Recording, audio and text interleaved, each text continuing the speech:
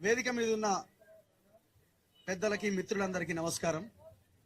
నిరుద్యోగ లోకానికి ఈ పోరాటం మరింత బలంగా ముందుకెళ్లాలని కోరుకుంటూ నన్ను పిలిచినందుకు ప్రత్యేకంగా ధన్యవాదాలు. ఇంకా గట్టిగా వస్తుంది కదా. నేను చెప్పేది ఒకటే, రెండే విషయాలు చెప్తా. ఉద్యోగాలు ఎప్పుడు వస్తాయి అనే క్వశ్చన్ మనకు మనం వేసుకుంటే, ఎవరు అధికారంలో ఉన్నారు ఇప్పుడు? రేవంత్ రెడ్డి అధికారంలో ఉన్నాడు, కాంగ్రెస్ అధికారంలో ఉన్నది.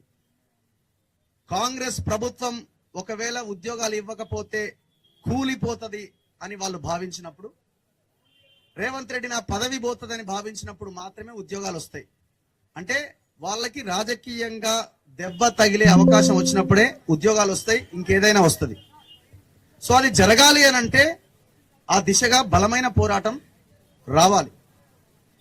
ఇందిరా పార్క్ దగ్గర ఒక ధర్నా, ఉస్మానియా యూనివర్సిటీలో చిక్కడపల్లి లైబ్రరీలో ఒక ధర్నా, దిల్సుఖ్ నగర్ లో ఒక మెరుపు ధర్నా, మళ్ళీ వారం రోజులు గ్యాప్, మళ్ళీ ఇంకొకటి. ఎవరు అన్నారు రేవంత్ రెడ్డి ఇది చూస్తాడేమో అని. వాళ్ళు ఎందుకు చూస్తారు? వాళ్ళు ఏం చూడరు. వాళ్ళు ప్రశాంతంగా ఇవి ఈవెంట్లు అనుకుని వాళ్ళు ఎంజాయ్ చేస్తున్నారు. కాబట్టి సుదీర్ఘమైన బలమైన ఒక నిర్మాణాత్మకమైన పోరాటం జరగాల్సిన అవసరం ఉన్నది. ఆ బాధ్యత కూడా మనందరి మీద ఉన్నది. రాజకీయ నాయకులు ఇవాళ తెలంగాణలో ఈ పార్టీ ఆ పార్టీ అని లేదు. ఒక టెంట్ కింద మనం ఎట్లాగైతే అందరము బాధితులము, పోరాటం చేసే వాళ్ళందరం ఇక్కడ కూర్చున్నామో, ఒకే టెంట్ కింద తెలంగాణలో ఉన్న అన్ని పార్టీలు కలిసి కూర్చొని మాట్లాడుకుంటున్నారు. సో కాబట్టి రాజకీయ పార్టీలు మన వెనకాల ఉండాలనో, ఏదో లీడర్ సహకారం ఉంటేనే మూవ్మెంట్ జరుగుతుందని మనం భావిస్తే ఈ పోరాటాలు ఈ రకంగానే ముందుకెళ్తాయి. కాబట్టి పార్టీలన్నింటినీ పక్కన పెట్టండి. మనలో కూడా ఎవరైనా పార్టీల సహకారంతో ముందుకెళ్లే ప్రయత్నం చేసి మనల్ని వాడుకోవాలి అని చూస్తే మెడలు బట్టి అవతలికి నెట్టేయండి. సో ఆ ప్రయత్నం చేస్తేనే మనం సక్సెస్ అవుతాం. జాబ్ క్యాలెండర్ అన్నారు, మీరు చాట్ జీపీటీ ఓపెన్ చేసి కొట్టండి. Vishwal committee report ఏమిచ్చింది? 191,000 ఉద్యోగాల ఖాళీలు ఉన్నాయని చెప్పింది 2020-21లో. ఇదే రేవంత్ రెడ్డి, ఇదే కాంగ్రెస్ ఆనాడు వాళ్ళ ఎలక్షన్స్ లో గెలవడం కోసం విశ్వాల్ కమిటీ రిపోర్ట్ ఏం చెప్పింది కేసీఆర్ అని కేసీఆర్ ని క్వశ్చన్ చేశారు.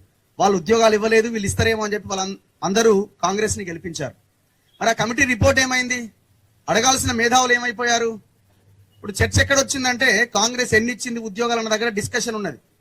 ఎన్ని ఇచ్చారు ఉద్యోగాలు అన్న దగ్గర కాదు డిస్కషన్. ఆయన 60,000 70,000 ఇచ్చినా అంటున్నాడు, మీరేమి ఇవ్వలేదని మనం అంటున్నాం. డిస్కషన్ అక్కడ కాదు. సంవత్సరం తిరిగేలోపు 2 లక్షల ఉద్యోగాలు ఇస్తామన్నాం, ఏమైనాయి అని మనం క్వశ్చన్ చేయాలి. జాబ్ క్యాలెండర్ ఇస్తా అన్నాం, మేనిఫెస్టో ఓపెన్ చేయండి. మన కళ్ళ ముందే ఉన్నది. ఇప్పుడు ఇంత ముందులాగా ఏదో పేపర్లు తిరిగాల్సిన అవసరం లేదు. చాట్ జీపీటీలో కొట్టగానే మొత్తం డీటెయిల్స్ అన్ని వచ్చేస్తున్నాయి. మేనిఫెస్టోలో చాలా క్లియర్ గా తక్షణమే మేము 2 లక్షల ఉద్యోగాలు ఇస్తామన్నారు. ఫలానా డేటు, ఫలానా రోజు, ఫలానా ఎగ్జామ్, ఫలానా ఇంటర్వ్యూ ఉంటది అని ఈనాడు, ఆంధ్రజ్యోతి పేపర్లో బ్యానర్ ఐటమ్స్ వేశారు. ఇంకా ఏ క్లారిటీ కావాలా? ఇప్పుడేమంటున్నారు? 40,000 ఉద్యోగాలు అతి త్వరలో వేయబోతున్నాం అంటున్నారు. మీరు చెప్పిన లెక్కెంత? మీరు చెప్తున్నది ఏంటి? కమిటీ రిపోర్ట్స్ ఏమున్నాయి? ఎన్ని ఖాళీలు ఉన్నాయి? ఇవన్నీ ఎవరు మాట్లాడతలేరు. సో ఇక్కడ లోపము మన దగ్గర కూడా 10, 20, 50% దాకా ఉన్నది. దయచేసి ఇది అర్థం చేసుకోవాలి. బలమైన పోరాటాలు జరిగినప్పుడే ప్రభుత్వాలు దిగొస్తాయి. ఆ దిశగా మనం పోరాటం చేయాల్సిన అవసరం ఉన్నది. తెలంగాణ మూవ్మెంట్ ని మనం గుర్తుకు తెచ్చుకొని ఆ దిశగా పోరాటం జరగాలి. ఫోన్లు పక్కన పెట్టండి, అన్ని పక్కన పెట్టండి. జాబ్ క్యాలెండర్ కోసం ప్రయత్నం చేద్దాం. మా వంతుగా మీడియా నుంచి ఖచ్చితంగా బాధ్యతతో మీ పక్షాన నిలబడి ఫైట్ చేయడానికి మేము సిద్ధంగా ఉన్నాం. సో అందుకే ఏ పార్టీ అధికారంలోకి వచ్చినా ఇట్లనే ఉంటది. మనం ఏం కొత్తగా చెప్పాల్సిన అవసరం లేదు. ఈయన పోతే ఇంకొక ఆయన వస్తాడు. సో కాబట్టి మనం ఆలోచించాల్సింది ఏంటి? ఎంతకాలం ఈ కొట్లాట? ఆయన పోయిండు, ఈయన వచ్చిండు, ఈయన పోతాడు, ఇంకొక ఆయన వస్తాడు. లేదు, ఈయన పోతే పాత ఆయనే మళ్ళీ వస్తాడు. ఎవరో ఒకరు వస్తారు, ఎవరు ఏమీ చేయరు. సో కాబట్టి ఒక ఆల్టర్నేట్ వచ్చేంత వరకు, మన ప్రభుత్వాలు వచ్చేంత వరకు మన పరిస్థితి ఇట్లనే ఉంటది. సో ఆ ప్రయత్నాలు జరిగితేనే మనం అడుగు ముందుకేయడానికి అవకాశం ఉంటది. అంతవరదాకా మనం ఇట్లా కొట్లాడుతూనే ఉండాలి. ఈ కొట్లాడే క్రమంలో కూడా నిజాయితీతో, నిబద్ధతతో, ప్రణాళికాబద్ధంగా మనం పోరాటం చేయాల్సిన అవసరం ఉంది. ఆ దిశగా పోరాటాలు జరుగుతాయి. ఇది తెలంగాణ. రేవంత్ రెడ్డి అయినా ఇంకొక ఆయన అయినా నిరుద్యోగుల డిమాండ్లకి తలంచాల్సిందే. ఖచ్చితంగా ఉద్యోగాలు వచ్చే వరకు ఈ ఫైట్ ని మనం కొనసాగిద్దాం. ధన్యవాదాలు. Thank you.